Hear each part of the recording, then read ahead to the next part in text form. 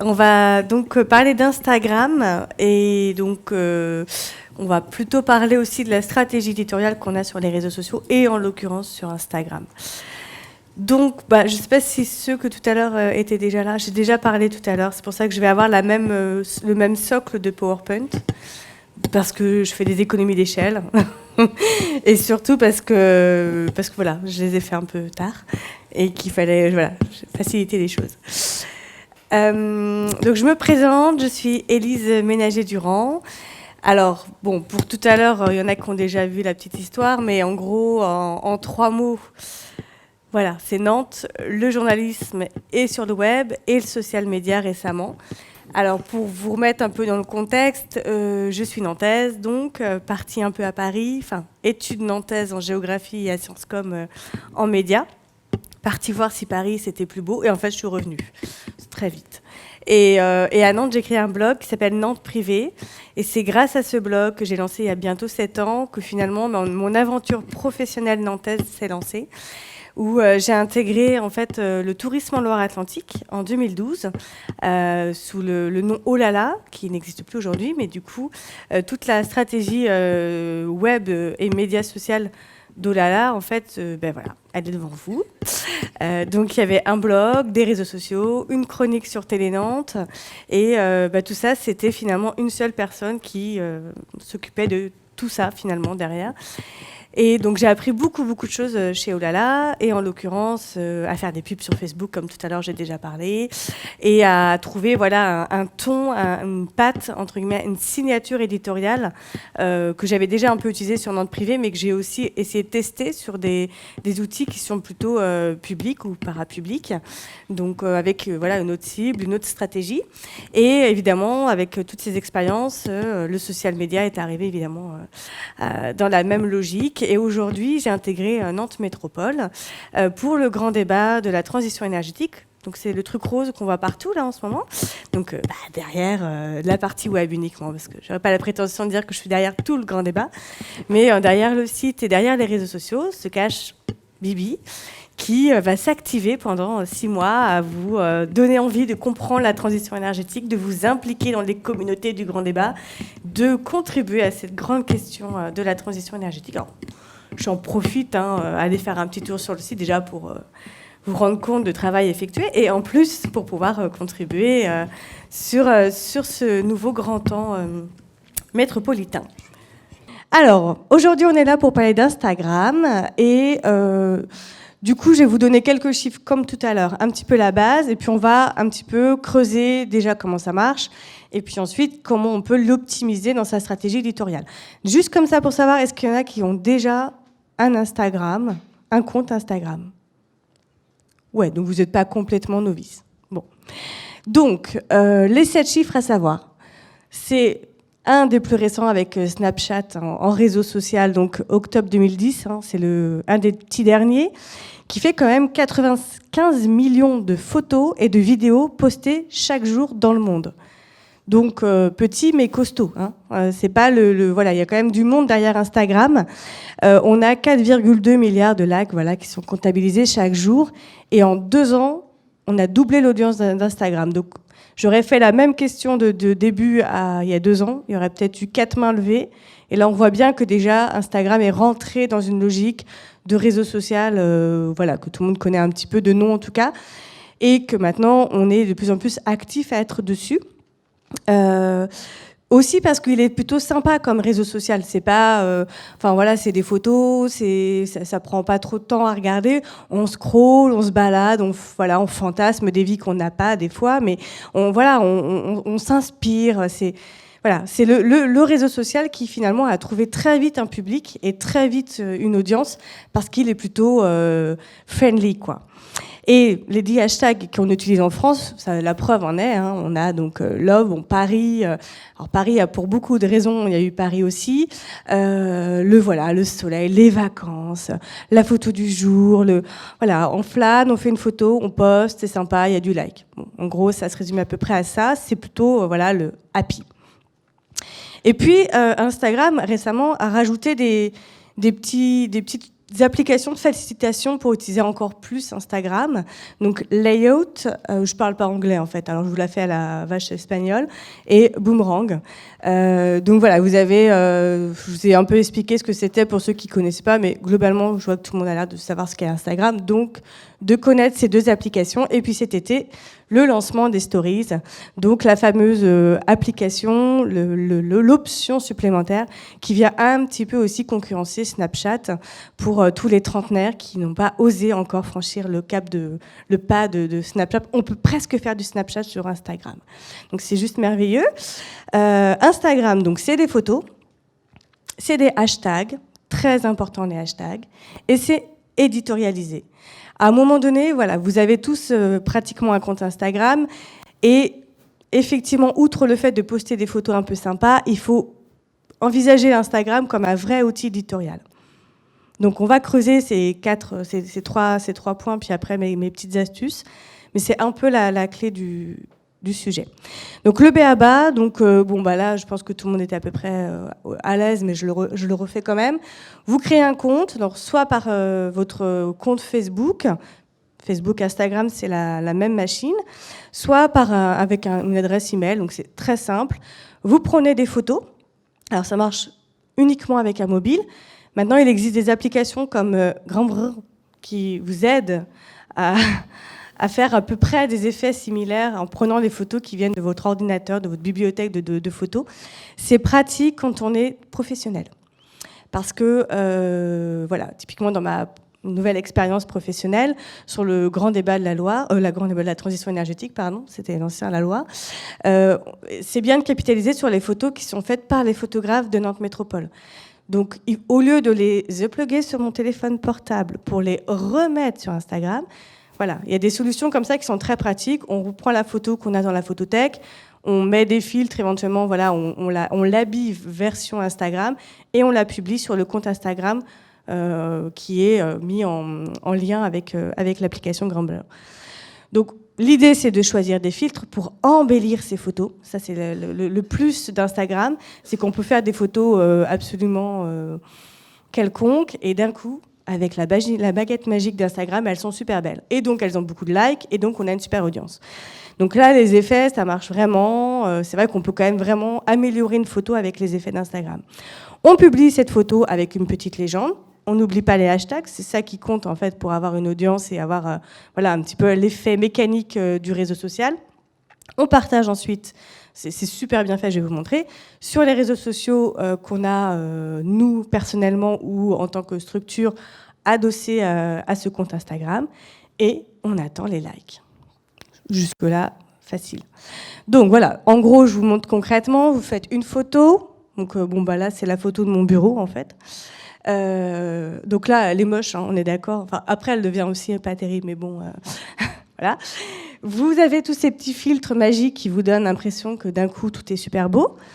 Vous pouvez avoir des options même d'effets complémentaires en pouvant jouer sur la luminosité, le contraste, la structure, les niveaux. Vous pouvez rajouter des couleurs, faire un petit côté un peu jaune, sympa, lumière, machin. Vous mettez votre petite légende. Alors, vous voyez, quand vous commencez à mettre des hashtags, ils se mettent automatiquement, on vous suggère des hashtags qui sont un peu puissants pour pouvoir encore plus montrer votre photo retombe sur des hashtags puissants. Donc je vous montre pas, vous avez compris. Et puis le fameux partage sur les réseaux sociaux que vous avez, qui sont en lien avec le compte. Donc c'est là que vous postez votre petite photo, il est 10h12, vous dites que vous êtes au boulot, et c'est vrai. Et vous n'avez pas trop le droit de faire des photos sur Instagram, mais bon, c'était pour la bonne cause. Et à 11h19, magie, vous avez 11 j'aime. Bon, c'est pas terrible. C'est pas terrible, mais enfin, ça fait toujours un peu bien au moral et ça. Donc, on se dit, c'est comme ça que ça marche, hein, c'est tout simple. Bon, normalement, quand on est hyper influent, en 1 heure, si on s'appelle Tony Parker, par exemple, en 1 heure, on a 100 000 likes. Bon, je suis pas Tony Parker. Mais jusque-là, c'est assez simple. Alors, vous vous dites, je fais des photos, et puis voilà, quoi. Oui, mais non. Parce que voilà, vous pouvez faire des photos, mais il faut que vous vous posiez des questions, comme pour tout à l'heure, hein, c'est exactement le même cheminement. Pourquoi vous utilisez Instagram dans la stratégie de communication de votre marque, de votre structure, de votre association, de votre collectivité? Alors, il faut vous dire pourquoi.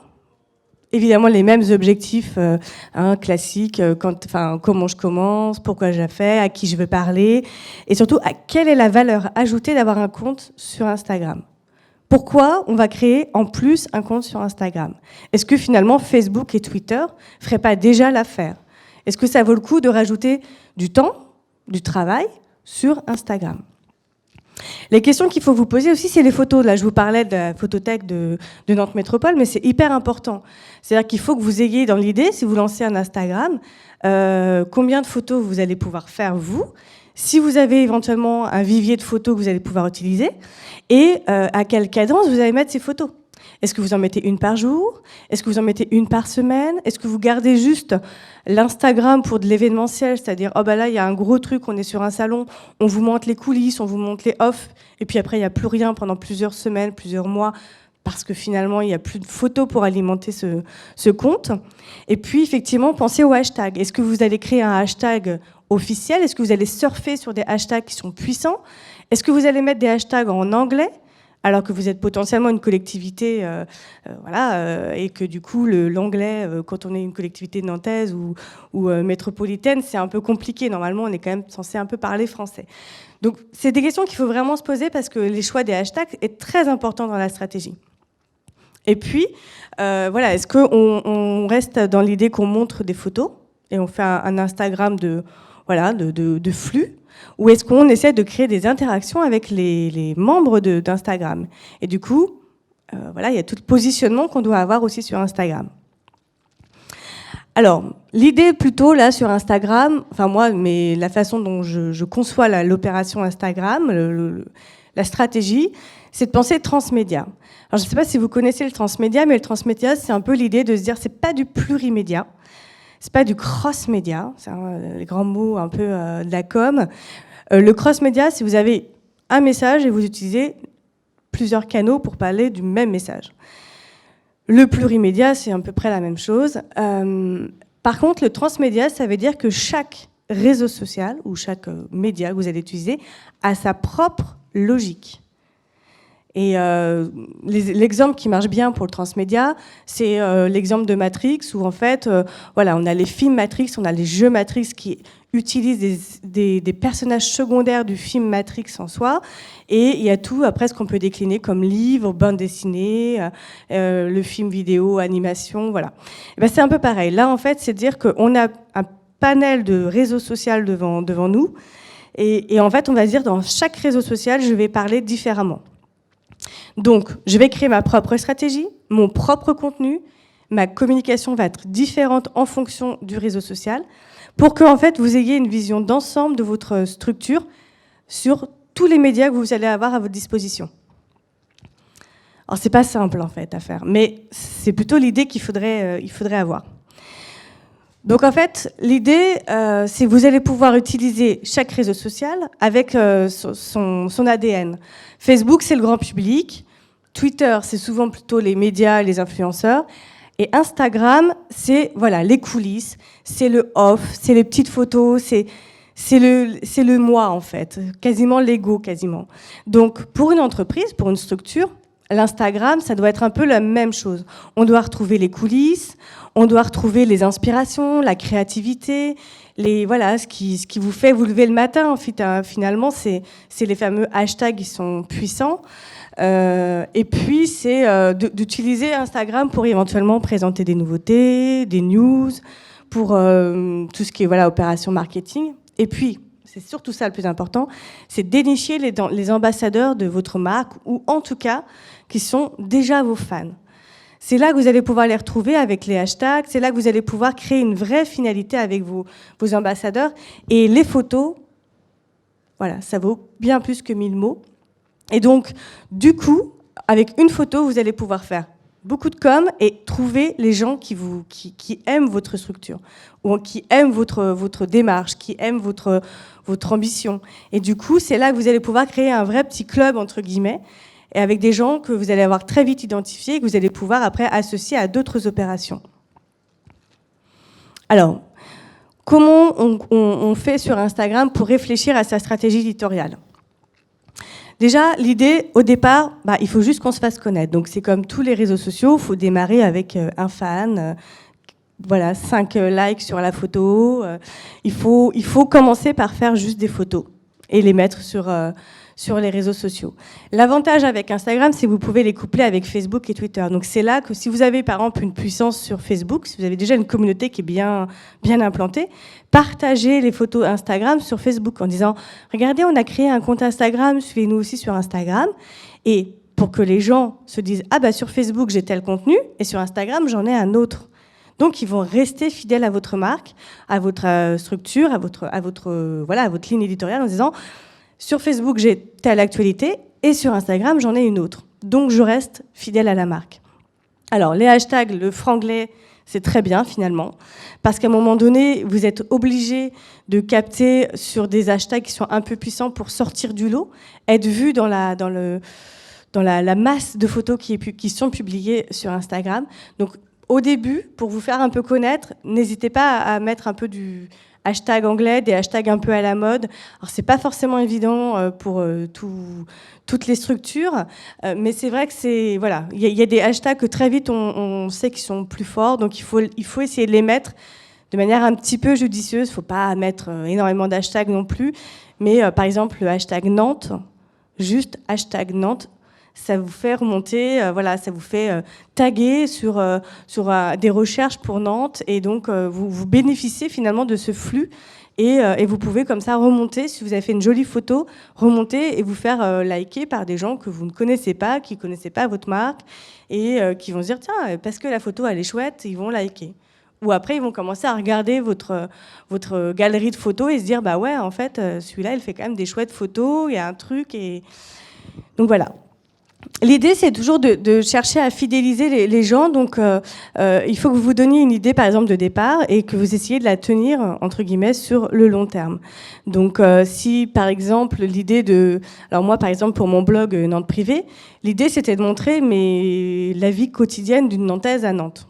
En gros, c'est-à-dire que je vais prendre le bus, que je vais manger le midi avec des collègues et qu'on va goûter des trucs sympas juste à côté du bureau, que j'ai des enfants et que effectivement, je suis assez contente quand je trouve un plan pour les occuper un peu sympa.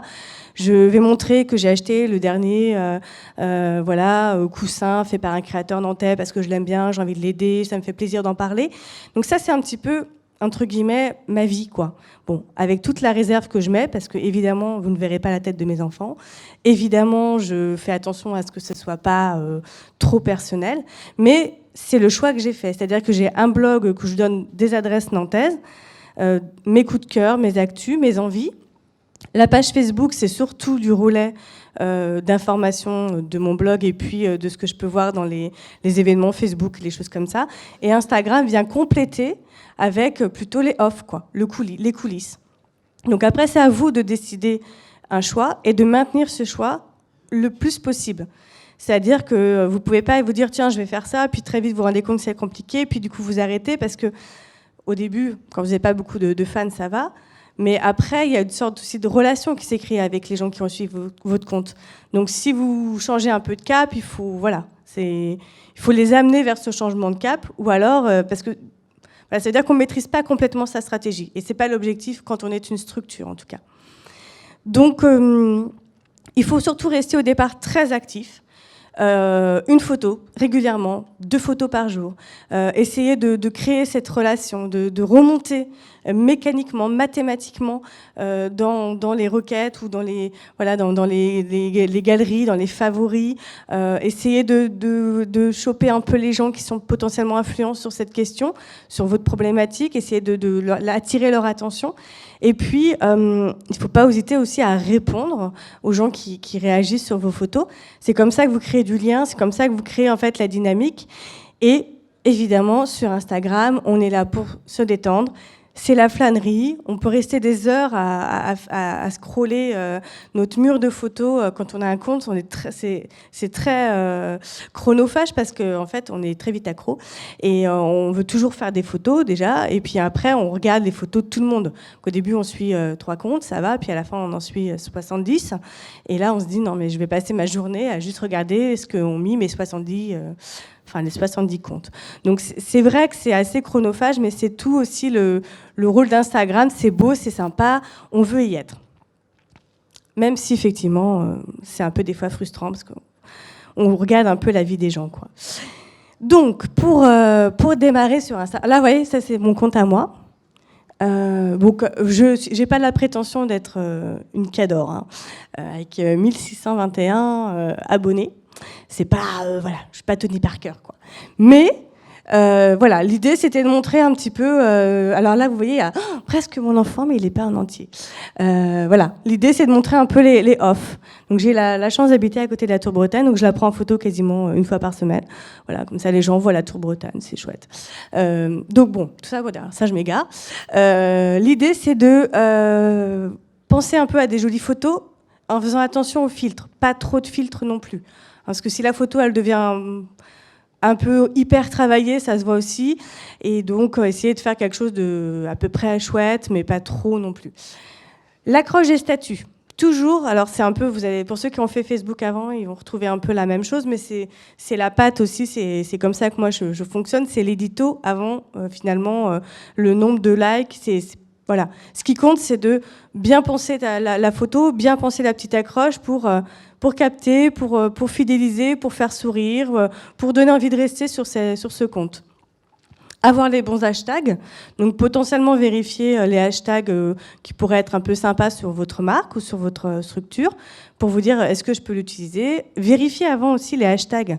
Par exemple, si en l'occurrence pour l'énergie, la transition énergétique, si je mets le hashtag énergie, j'ai des jolies filles bodybuildées et des garçons aussi qui sont super pour l'énergie, mais par contre c'est pas du tout mon sujet. Donc il faut faire attention, c'est comme les boissons énergétiques par exemple. Bon bah forcément l'énergie ça veut dire beaucoup de choses. Donc faites attention aux hashtags que vous employez parce que du coup vous allez faire retomber une photo d'un débat citoyen parmi un club de sport. Bon, ça peut être un peu. Donc voilà, toujours surveiller les hashtags pour bien communiquer et puis identifier très vite vos amis. Pour faire un peu de l'appel, voilà, c'est à liker leurs propres photos, réagir à leurs photos, pour qu'ils disent tiens, c'est qui ce compte ou, donc, en l'occurrence, pour la transition énergétique, c'est Nantes Transition. Donc, voilà, ça reste un peu dans... Voilà, on comprend qu'on est dans une structure. Mais si vous êtes, à titre personnel, créateur d'entreprise, auto-entrepreneur, créateur artistique, enfin voilà, dans une démarche de vous faire un nom, forcément, au début, on ne vous connaît pas. Donc, il faut que vous alliez chercher voilà, tous ces influents et que ces influenceurs vous identifient comme potentiellement quelqu'un qui peut être intéressant aussi à suivre. Préciser à chaque fois les localisations de photos. Hein, la géolocalisation, ça marche très bien sur les photos. Nantes étant pareil, très, très suivi. Et puis, toujours, si vous êtes un pro, n'oubliez pas un call to action. C'est-à-dire que votre photo doit inciter à aller sur votre site, qui en général est référencé ici, et que voilà, pour qu'on donne envie d'aller voir pourquoi vous avez posté cette photo. Donc sur Nantes Privé, par exemple, je mets toujours une photo du billet à date. Donc souvent c'est des adresses restaurants, donc je mets une photo voilà, du restaurant en disant retrouvez mon avis sur ce restaurant sur le blog. Du coup, mécaniquement, j'ai l'audience naturelle du blog et puis j'ai l'audience éventuellement d'Instagram qui va se dire ah bah tiens, je connais pas, j'ai envie de savoir ce qu'elle en pense et du coup découvrir comme ça mon blog. Bon à savoir aussi, on a voilà 500 millions de personnes qui utilisent Instagram, donc comme vous êtes beaucoup dans la salle, c'est le 3e réseau social mondial, donc ça veut dire qu'il y a beaucoup de monde et que potentiellement il y a beaucoup de monde qui peut vous suivre. Donc c'est comme ça que voilà, il faut vous dire à un moment donné, c'est peut-être intéressant de mettre Instagram dans ma démarche professionnelle, dans ma démarche de communication, toujours en gardant en tête qu'il faut bien prévoir pourquoi on y est. Alors en France. Je disais Tony Parker, mais j'étais pas loin. Voilà, les comptes les plus suivis, bon bah voilà quoi. Hein, on n'a pas, c'est pas hyper cérébral quoi. Enfin, quoique. Mais voilà, donc bon, ça vous donne un peu l'idée de la population aussi qui est sur Instagram. Il y a beaucoup de trentenaires, mais il y a aussi beaucoup de jeunes. Snapchat a un peu chopé les plus jeunes, mais effectivement, voilà, ce qui marche très bien, c'est tout ce qui est le people. On est très curieux de savoir comment Beyoncé va bien le matin. On est très content de savoir que voilà. Brad Pitt prend un café le matin. Enfin, c'est génial de voir la vie des gens en fait. Donc Instagram, c'est tous ces off, et c'est ça qui marche le plus. Donc alors après, je dis pas, on n'est pas tous Brad Pitt, Tony Parker ou Beyoncé, mais effectivement, il faut vous dire dans l'idée que c'est un peu du voyeurisme Instagram quand même. Dans le monde des blogueuses, par exemple, je suis blogueuse donc je peux en parler. Instagram, c'est toujours la maison nickel, la super déco. Il n'y a jamais un jouet qui traîne chez les nanas. On se dit mais comment elles font, parce que nous, notre maison, voilà, c'est la vraie vie, quoi. Et donc, il y a beaucoup de critiques aussi par Instagram, parce qu'effectivement, c'est montrer une image qui n'est pas forcément la réalité. Donc, c'est tout, voilà, le travail éditorial qu'il y a sur l'image qu'on peut avoir avec Instagram. Voilà, donc, pour ma petite expérience, parce que voilà, je suis loin d'être une influenceuse, l'idée, c'est de prendre le temps. Vraiment. C'est-à-dire que, et c'est pour tous les réseaux sociaux pareil, mais faut pas aller trop vite. On a tendance à se dire, allez, je mets ma page Facebook, je fais un compte Instagram, ça va prendre tout de suite, c'est génial, je vais faire, voilà, je vais être super connue. Non, ça se passe pas comme ça. Les gens, c'est comme pour tout, il faut que ça s'installe en fait. Donc, il faut prendre le temps de se faire un nom.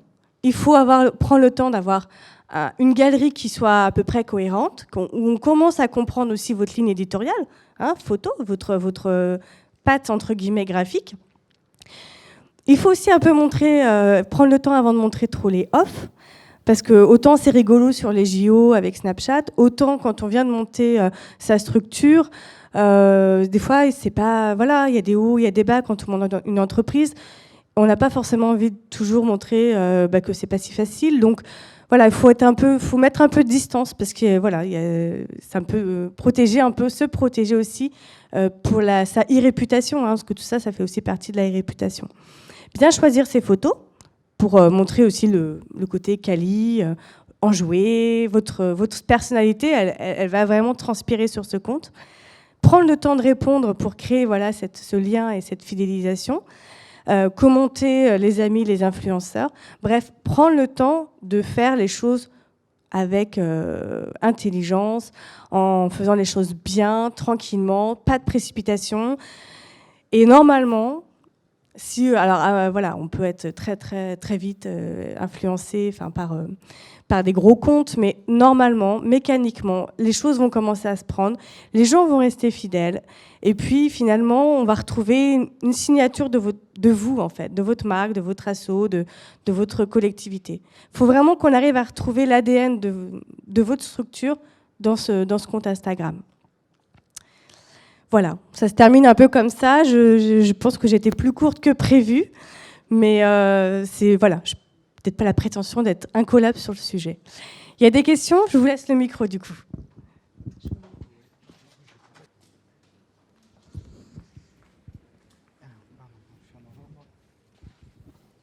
Oui, merci de votre présentation. Moi, j'avais une question plus sur le copyright. Quel est le contrat qui nous lie à Instagram? Les photos nous appartiennent-elles? On sait bien le problème avec Facebook, parce que c'est quand même Instagram. Donc, est-ce que vous avez des informations là-dessus? Voilà. Alors, en fait, il y a deux cas de figure.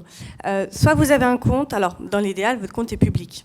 Parce que forcément, si vous avez un compte Instagram privé, vous pourrez avoir la super stratégie éditoriale, personne ne le verra. Donc évidemment, l'idée, c'est qu'à partir du moment où vous mettez vos photos en public, malheureusement, vos photos vous appartiennent beaucoup moins qu'avant. Et qui plus est, maintenant que Instagram a été racheté par Facebook, vous allez avoir les mêmes contraintes que pour Facebook. Donc dans l'idéal, si vous utilisez des photos de photographes, il faut préciser les copyrights et dire voilà, que toutes les photos vous appartiennent et que potentiellement vous pouvez attaquer. Mais j'ai envie de vous dire, voilà, c'est un peu peine perdue, quoi. Il y a des photographes qui ont des comptes parce que malheureusement pour eux, avoir un compte Instagram, c'est aussi une vitrine de leur travail, de leur qualité. Donc, ils ont eu beaucoup de mal à s'y mettre, mais aujourd'hui, c'est vrai que plusieurs, même à Nantes, beaucoup y sont, parce qu'il y a un intérêt à montrer un savoir-faire. Et que potentiellement, ça va peut-être aussi rapporter des clients, voilà. Donc oui, la question des droits photo est assez opaque, pour bien vous répondre. Oui, bonjour. Je voudrais juste savoir, en fait, le fil d'actualité, est-ce qu'il est exhaustif ou est-ce qu'il y a un EdgeRank comme sur Facebook et Twitter ? Alors oui, il y en a un depuis pas longtemps, et ça a changé là au printemps de mémoire. C'est-à-dire qu'au début, on avait un fil rank qui était juste chrono, c'est-à-dire qu'on retrouvait... alors c'est pour ça qu'on passait des heures à revenir en arrière jusqu'à la dernière photo qu'on avait mémorisée pour ne pas rater le fil. Et on passait donc des heures sur Instagram. Et aujourd'hui, en fait, ils ont créé un algorithme absolument pareil opaque, pour qu'on ne voit que celles qui sont potentiellement, qui vont nous intéresser. Sauf que c'est pas toujours le cas. Et effectivement, souvent, il faut retourner sur le compte qu'on aime, entre guillemets, pour pouvoir aller voir toutes celles qu'on a ratées, quoi. Donc voilà, c'est pas complètement. Enfin, pour le coup, il y a eu beaucoup de problèmes avec la communauté Instagram parce qu'ils étaient très déçus de ce nouvel algorithme. Mais là, voilà, on subit plus qu'on... Ça impose des contraintes d'utilisation comme les autres. Voilà. Et dans pas longtemps, voilà, la pub est déjà arrivée, mais dans pas longtemps, voilà, on pourra aussi booster uniquement sur Instagram des statuts, des photos, tout simplement. Donc, bah voilà. Malheureusement, les réseaux sociaux qu'on a pu découvrir au tout début, en 2010, 2008, 2006 parfois, bah c'est fini, quoi. C'est plus l'ère marketing est arrivée, quoi. Qu'est-ce que vous pensez de la présence des médias traditionnels, on va dire, sur Instagram ? Est-ce que vous pensez que c'est de l'occupation un peu vaine ? Est-ce que vous avez des exemples, peut-être, de marques médias traditionnelles qui auraient eu ou qui ont une présence sur Instagram originale et adaptée, en fait, au réseau social ? Alors, du coup, moi, dans ma tête, là, je me dis que je ne suis pas beaucoup de médias, finalement, sur Instagram. Déjà parce qu'en fait, je crois que, comme beaucoup, on sature un peu des médias en ce moment. Donc, on les voit sur Twitter. Pour moi, en fait, dans ma logique, c'est Twitter, je fais le fil d'actu plutôt média. Je les retrouve souvent, comme l'a précisé, l'a présenté France 3 en live sur Facebook. Et je vois pas trop l'intérêt sur Instagram, parce que les formats vidéo sont trop courtes. Alors, soit sinon, c'est pour montrer les coulisses d'une télé, par exemple, les coulisses d'un média. Mais bon, je sais pas si on peut rester très longtemps sur si cette ligne éditoriale peut rester captivante très longtemps.